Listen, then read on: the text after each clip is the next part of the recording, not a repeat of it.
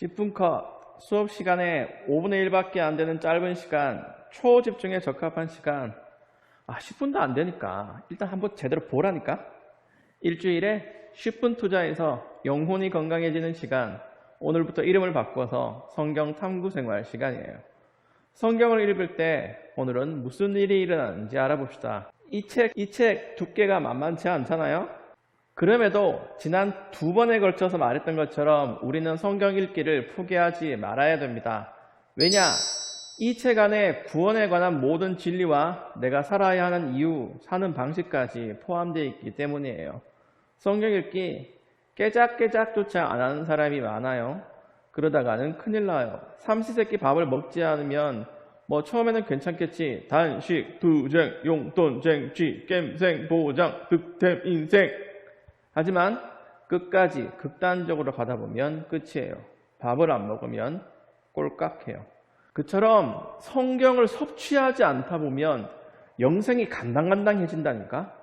아직 구원 얻는 믿음을 얻지 못한 사람도 이 성경이 필요해요.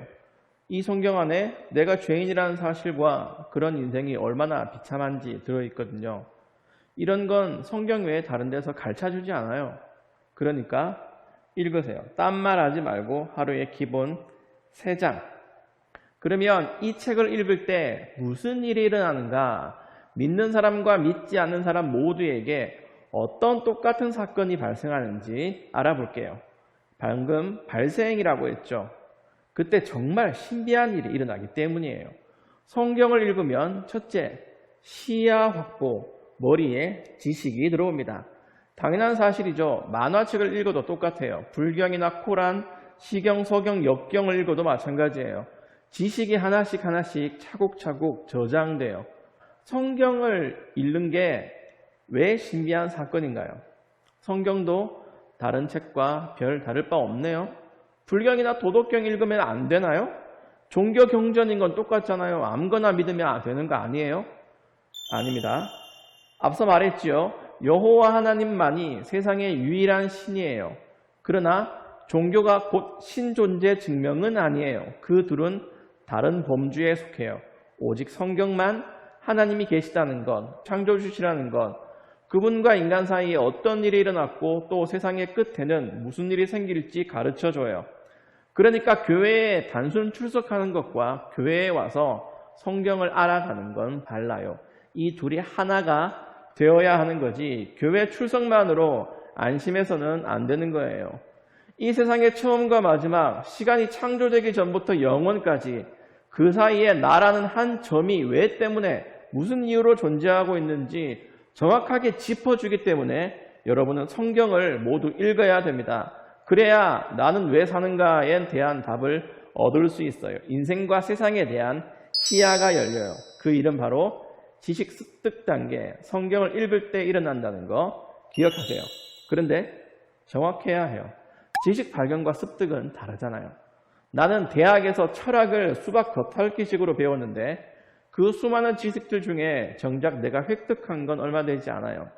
어떤 사람들은 교도소 안에서 정신 수양한다고 성경도 읽고 불경도 읽고 얼토당토한 정감록 이런 것도 읽던데 그러면 지식은 쌓이겠지. 하지만 그런다고 내가 받아들이는 지식은 안 되거든요. 그래서 지식이 믿음의 단계로 도약할 필요가 있어요.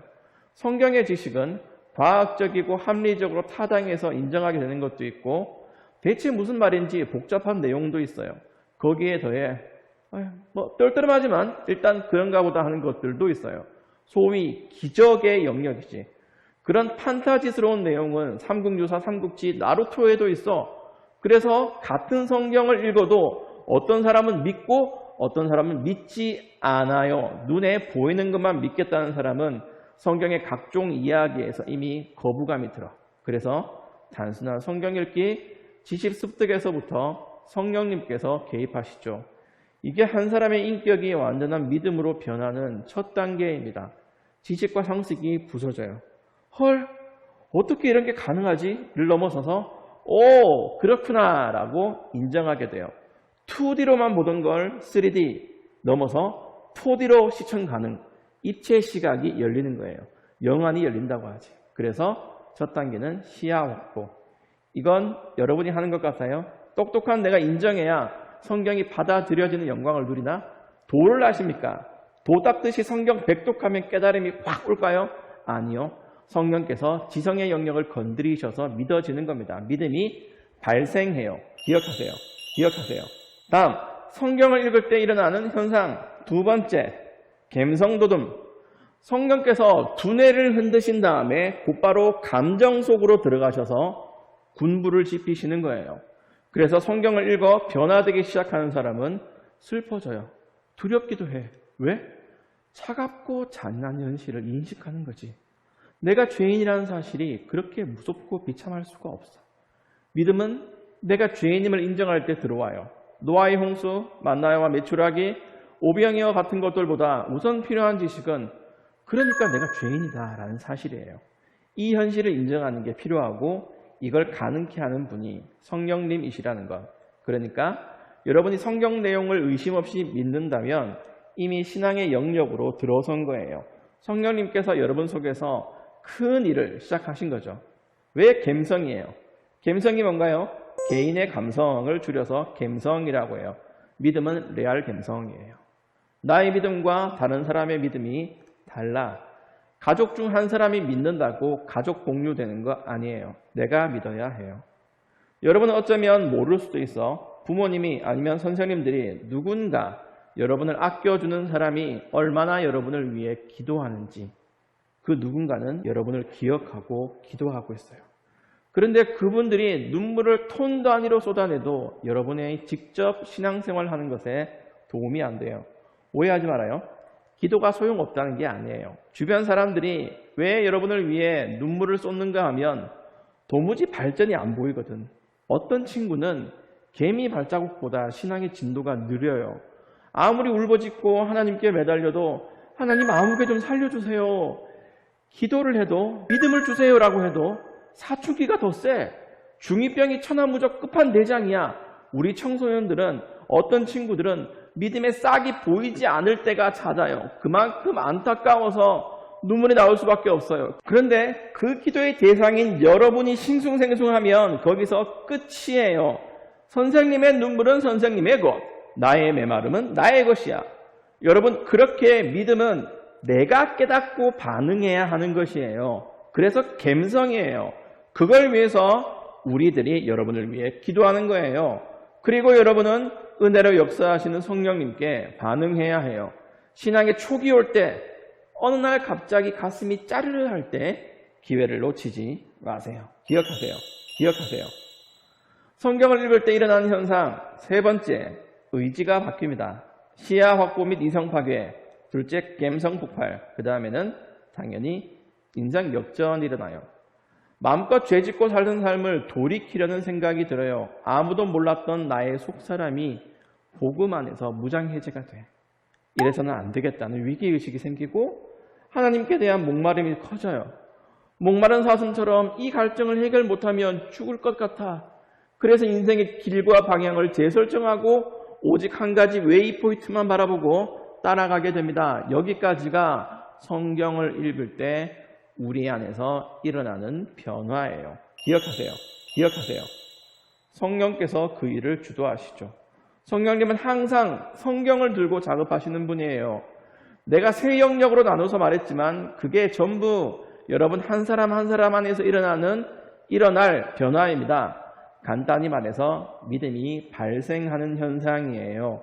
그게 전부 갑자기 일어날 수도 있고 느릿느릿 진행될 수도 있어요. 쟤는 잘 믿는데 나는 왜 이럴까 할 필요가 없어요.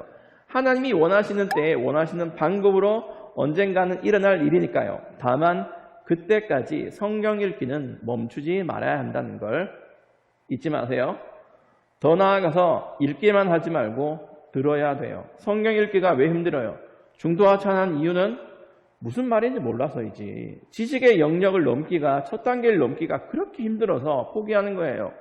성령님이 도와주시는 것 말고 좀 더 직접적인 도움이 그래서 필요해요. 그걸 위해서 하나님은 교회를 두시고 그 안에 말씀의 사역자를 두셨어요.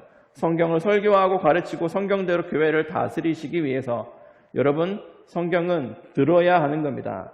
설교를 통해 바른 복음을 접해야 돼요. 읽기만 하고 듣지 않는 건 교만한 태도예요. 전임 변화, 인격의 변화, 믿음의 변화는 하나님이 세우신 말씀의 설교를 통해 본격적으로 일어납니다. 또 성경은 공부하는 거예요. 학습서예요. 양판소 취급하지 마세요. 무료 게임 아니야. 대강대충 일운동 만운동 하다간 세월만 낭비해요. 최대한 빨리 믿음의 영역에 들어가야 돼요. 언젠가는 믿어야지. 이래서는 안 돼요. 성령님의 부르심이 있을 때 반응하세요. 목사님이 눈물겹게 강조하는데 한번 읽어봐. 오늘따라 마음이 왜 이렇지? 성경이 눈에 콕콕 박히네? 이럴 때 제발 그냥 넘어가지 말고 기도하세요. 모든 지적인 활동 위에 기도를 더하세요. 아무거나 막 던지는 기도에서 서서히 벗어나서 목적의식이 분명한 기도를 하세요. 성경을 깨닫게 해달라고 조금이라도 치열한 마음으로 기도하세요. 기도하는 마음으로 성경을 파고들어요. 당장 전화를 걸어서 목사님께 전화해요. 요즘 이렇지. 전화해요. 아니면 카톡. 궁금하면 물어봐. 어떻게 믿어야 할지 구하세요. 그때 믿음이 발아에서 꽃을 피우는 겁니다. 이렇게 성경을 읽을 때 여러분의 지성, 감성, 의지, 즉 인격이 예수 그리스도 안에서 변하게 됩니다. 성령께서 일하실 때 모두 동참하기를 바라요. 성경을 통해 인생을 바꾸기를 바랍니다. 오늘도 여기까지. 그러면 여러분, I love you.